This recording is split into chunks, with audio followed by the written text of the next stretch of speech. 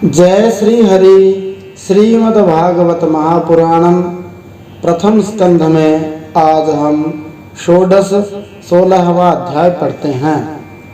पिछले 15वें अध्याय में हमने सुना अर्जुन को भगवान श्री कृष्ण की रथ हाँकने, टहलने आदि के समय भगवान के साथ मित्रता, अभिन्न हृदयता, प्रेम से भरे हुए व्यवहार बार बार याद आ रहे थे।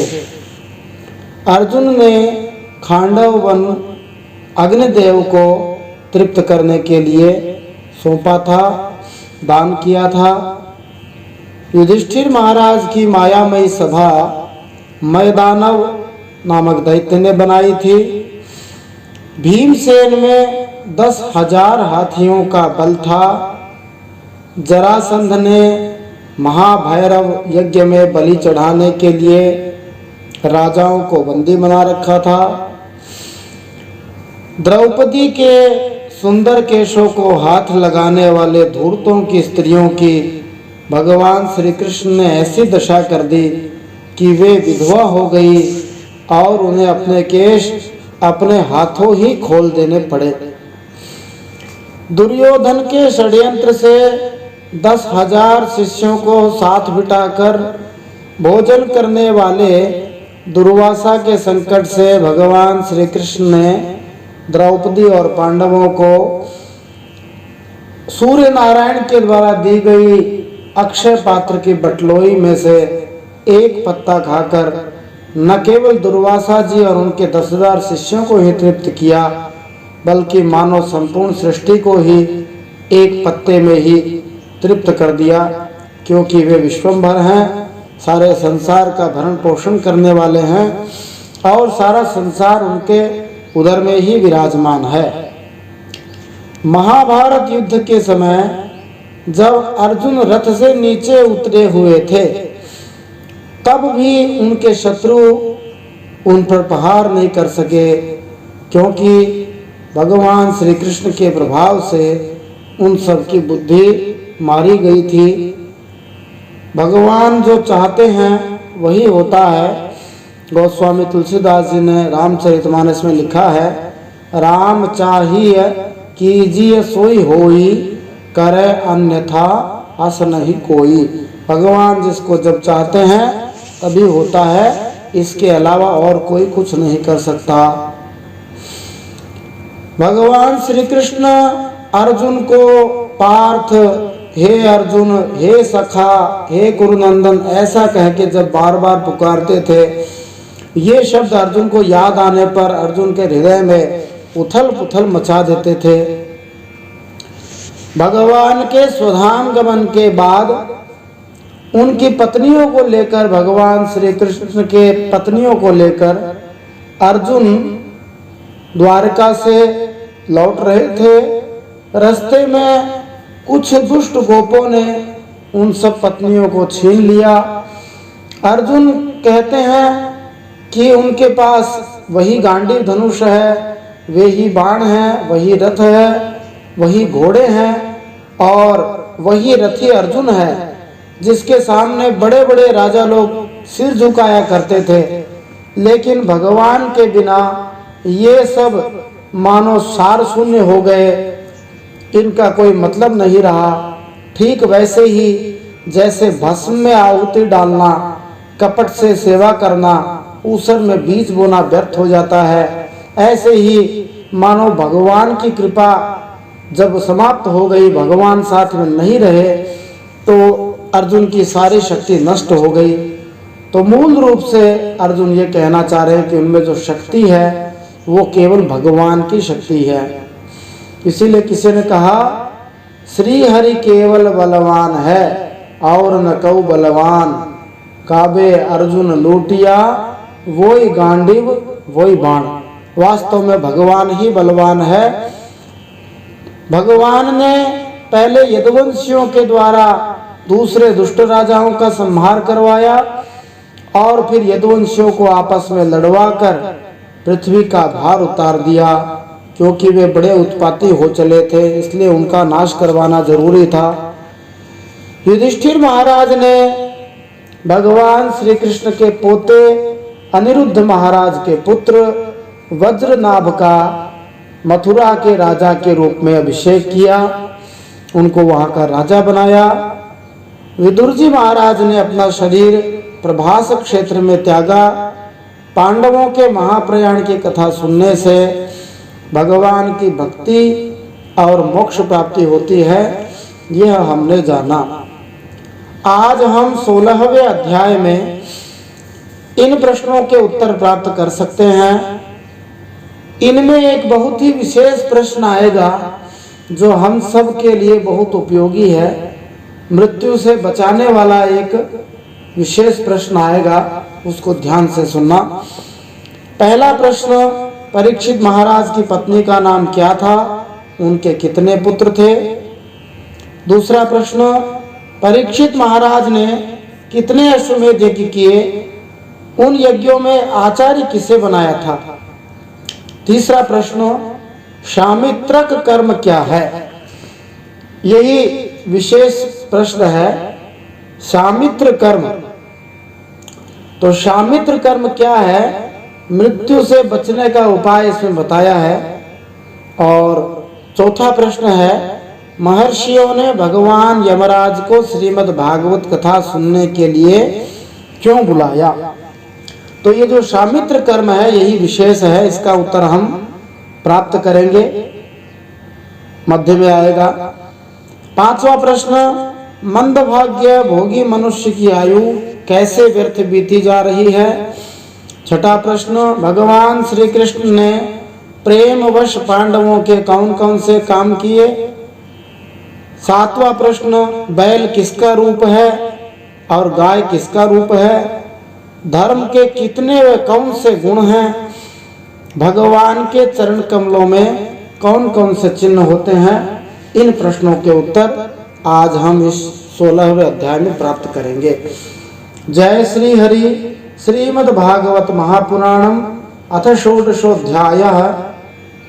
16वां अध्याय, परीक्षित महाराज की दिग्विजय तथा धर्म और पृथ्वी का संवाद।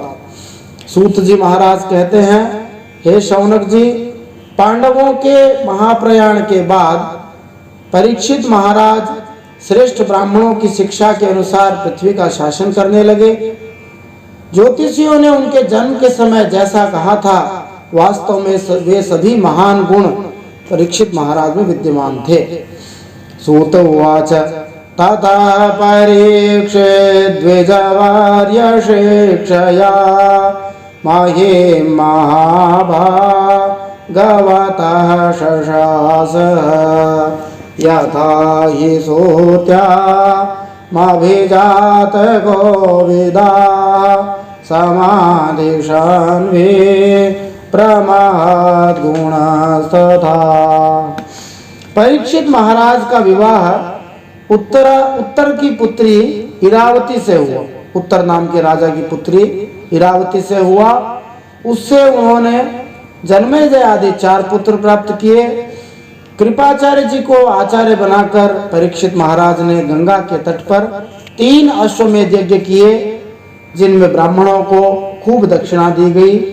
उन यज्ञों में देवताओं ने प्रत्यक्ष प्रकट होकर अपना भाग ग्रहण किया था।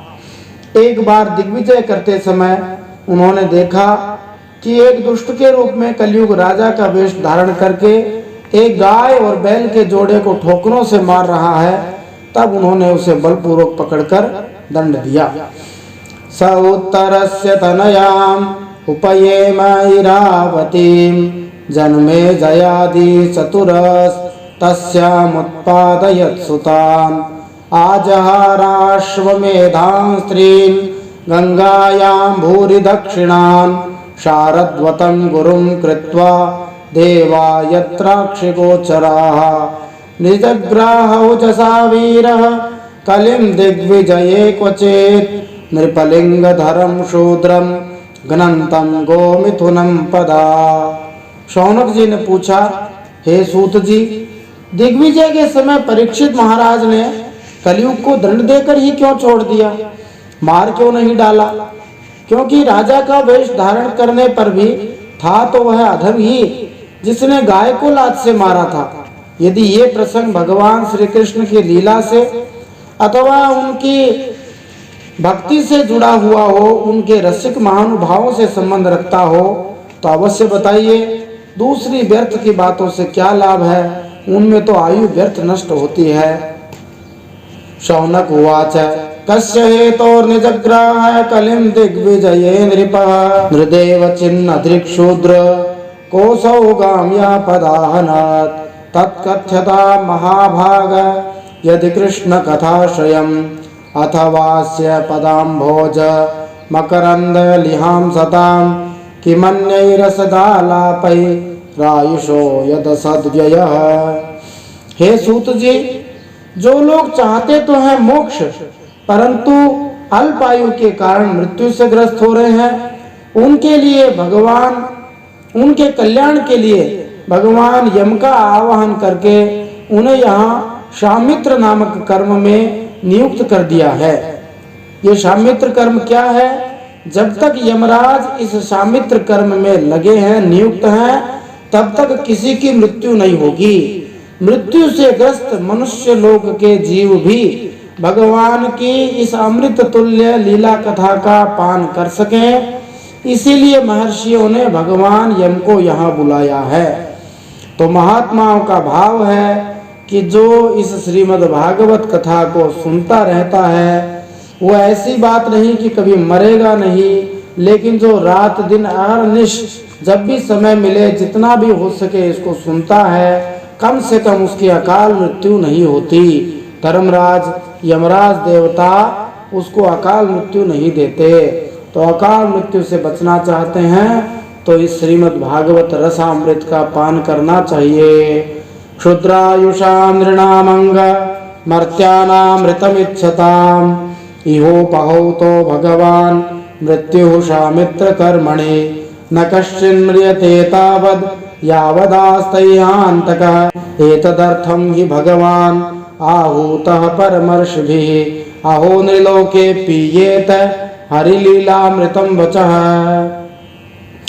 एक तो आयु थोड़ी, दूसरे समझ भी कम है। ऐसी स्थिति में संसार के मंदभाग्य विषयी मनुष्यों की आयु व्यर्थ बीती जा रही है। कैसे व्यर्थ बीत रही है? तो नींद में रात और व्यर्थ के कामों में दिन। मंदस्य मंद प्रज्ञस्य वयो मंदायुषश्च वै निद्रया रियते नक्तं दिवा च व्यर्थ कर्मभिः। सूत जी ने कहा, राजा परीक्षित कुरुजांगल देश में सम्राट के रूप में निवास कर रहे थे। उन्होंने सुना कि परीक्षित जी की सेना द्वारा सुरक्षित साम्राज्य में कलयुग का प्रवेश हो गया है। इस समाचार से उन्हें दुख तो हुआ, परंतु यह सोचकर कि युद्ध करने का अवसर हाथ लगा वे उतने दुखी नहीं हुए। इसके बाद युद्धवीर परीक्षित महाराज ने धनुष हाथ में ले लिया। वे श्यामवर्ण के घोड़ों से जुते हुए सिंह की ध्वजा वाले सुसज्जित रथ पर सवार होकर दिग्विजय करने के लिए नगर से बाहर निकले। उस समय रथ, हाथी, घोड़े और पैदल सेना उनके साथ साथ चल रही थी। सूत उवाच यदा परीक्षित कुरुजांगले वसन कलें प्रविष्टं निज चक्रवर्तिते निशाम्य वार्ता मानते प्रियां ततः शरासनं संयुगशौण्डिरादधे स्वलाङ्कृतांशामतुराङ्गयोजितं रथमृगेन्द्र ध्वजमाश्रितः पुरात् वृतो रथाश्वा द्विपपातियुक्तया स्वसेनया दिग्विजयाय निर्गतः। परीक्षित महाराज ने भद्राश्व, केतुमाल, भारत, उत्तर कुरु और किमपुरुष आदि सभी वर्षों को जीतकर वहां के राजाओं से भेंट ली। उन्हें उन देशों में सर्वत्र अपने महात्मा पूर्वजों का सुयश सुनने को मिला। उस यशोगान से बार बार भगवान श्री कृष्ण की महिमा प्रकट होती थी।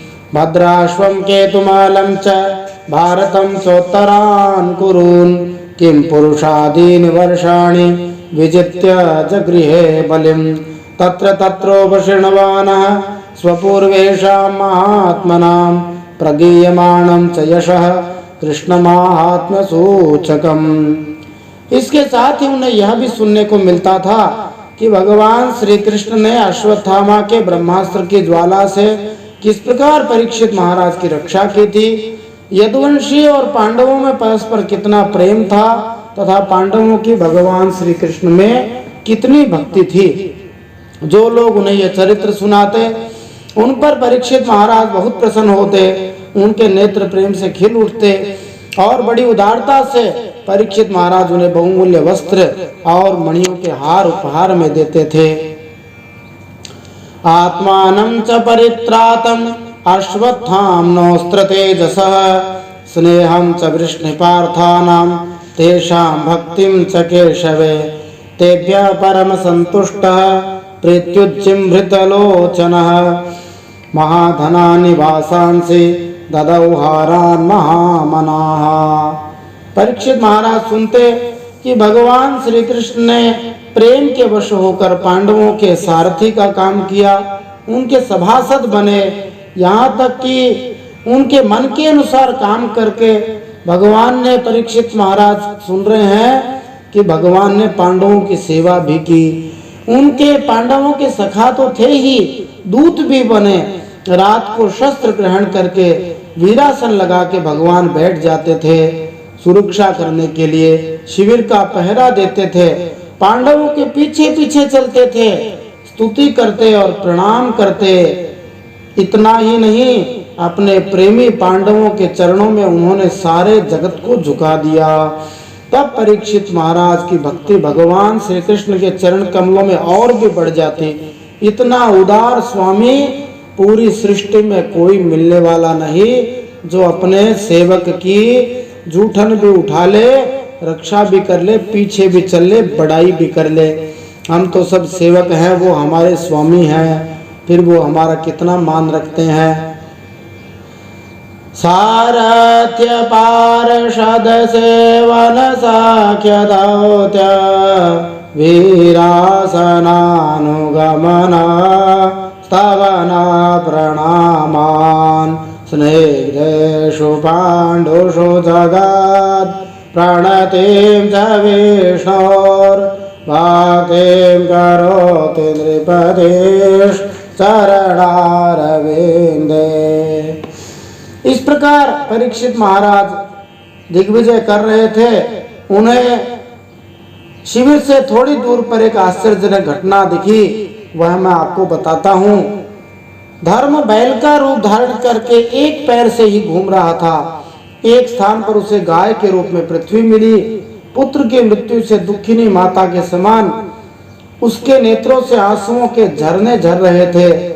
उसका शरीर श्रीहीन था। धर्म ने पृथ्वी से पूछा, तशैवां वर्तमानाश पूर्वेषां रीतिमान् वाम् नाति दूरे किलाचार्यं यदासीतान् निबोध मे धर्मः पदैकेन चरान् वेचायामुपलभ्यगाम् पृच्छति स्माश्रुवदनां विवाचामिव मातरम्। धर्म ने पूछा पृथ्वी से, हे कल्याणी, तुम ठीक तो हो ना? तुम्हारा मुख कुछ मलिन सा हो रहा है, श्रीहीन भी मालूम पड़ रही हो, तुम्हारे हृदय में कुछ न कुछ दुख तो जरूर होगा। क्या तुम्हारा कोई संबंधी दूर चला गया जिसके लिए तुम इतनी चिंता कर रही हो? कहीं तुम मेरी चिंता तो नहीं कर रही हो कि अब इसके 3 पैर टूट गए, एक ही पैर रह गया है? संभव है तुम अपने लिए शोक कर रही हो कि अब दुष्ट लोग तुम्हारे ऊपर राज्य शासन करेंगे? तुम्हें उन देवताओं के लिए भी खेद हो सकता है जिन्हें अब यज्ञों में आहुति नहीं मिलती, अथवा उस प्रजा के लिए भी जो वर्षा न होने के कारण अकाल एवं दुर्भिक्ष से पीड़ित हो रही है।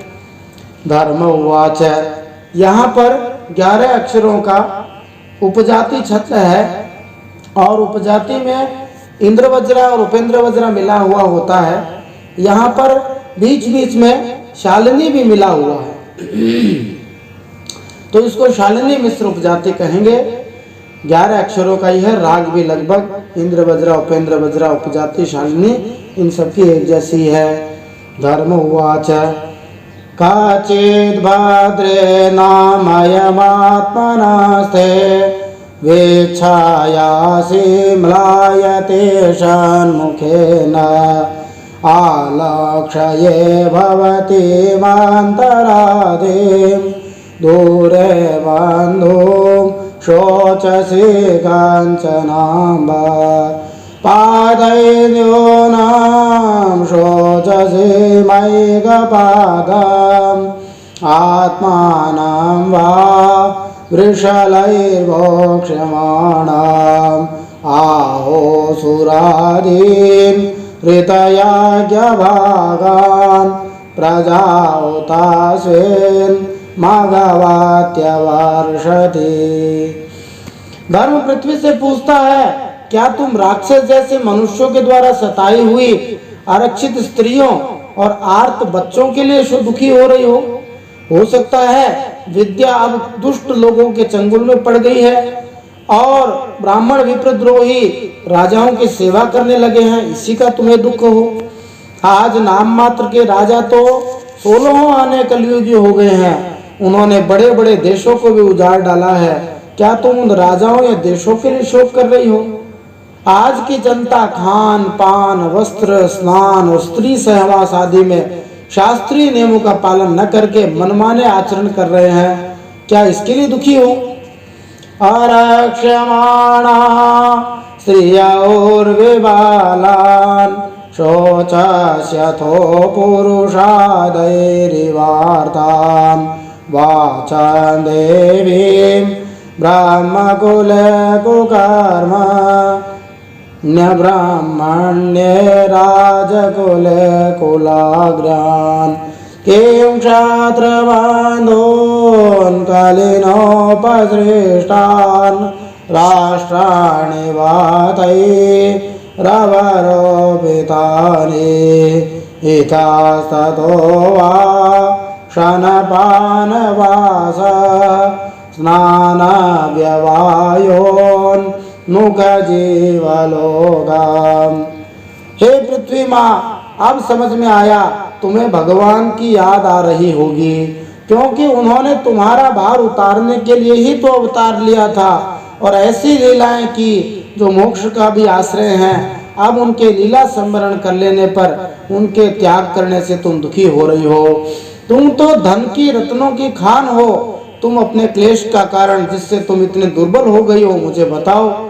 मुझे लगता है बड़े बड़े बलवानों को भी हरा देने वाले काल ने देवताओं के द्वारा वंदनीय तुम्हारे सौभाग्य को छीन लिया है। यद्वाम्बते भूरिभरावतार कृतावतार शरीर्धरित्रे आन्तरितस्य स्मरति विश्रेष्टा कर्माणि निर्वाणविलम्बितानि इदं ममाचाक्षतवाधिमूलं वसुन्धरेय न विकर्षितासि कालेन वाते बलिनां बलीयसा सुरार्चितां किं हितमां सौभगाम्। पृथ्वी ने कहा, हे धर्म, तुम मुझसे जो कुछ पूछ रहे हो वो तुम जानते हो।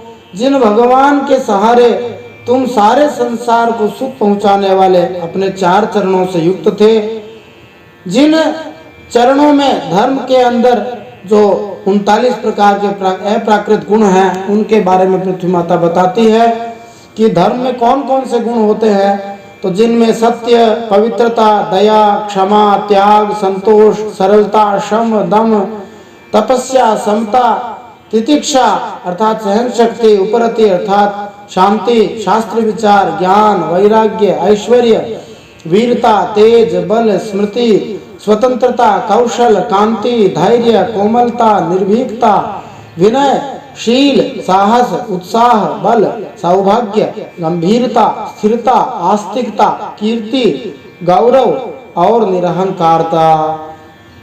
धरण्युवाच भवान् हि वेदतत् सर्वं यन्मां धर्मानुपृच्छसि चतुर्भिर्वर्तसे येन पादैर्लोकसुखावहैः सत्यं शौचं दया क्षान्तिः त्यागः सन्तोषार्जवं शमोदमस्तपः साम्यं तितिक्षोपरति श्रुतं ज्ञानं विरक्तिरैश्वर्यं शौर्यं तेजो बलं स्मृतिः स्वातन्त्र्यं कौशलं कान्तिर्धैर्यं मार्दवमेव च प्रागल्भ्यं प्रश्रयशीलं सहोजो बलं भगः गाम्भीर्यं स्थैर्यमास्तिक्यं कीर्तिर्मानोऽनहंकृतिः।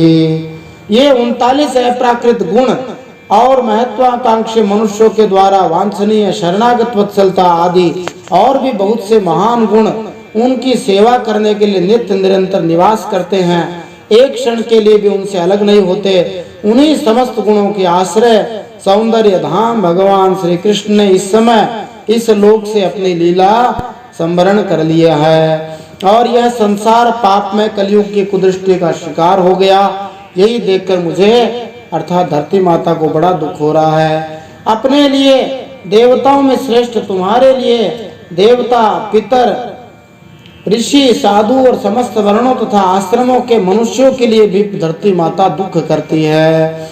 एते चान्ये च भगवन् नित्या यत्र महागुणाः प्रार्थ्या महत्त्वमिच्छद्भिर्न वियन्ते स्म कर्हिचित् तेनाहं गुणपात्रेण श्रीनिवासेन साम्प्रतं शोचामि रहितं लोकं पाप्मना कलिनेक्षितम् आत्मानं चानुशोचामि भवन्तं चामरोत्तमं देवान् पितॄन् ऋषीन् साधून् सर्वान् वर्णास्तथाश्रमान्।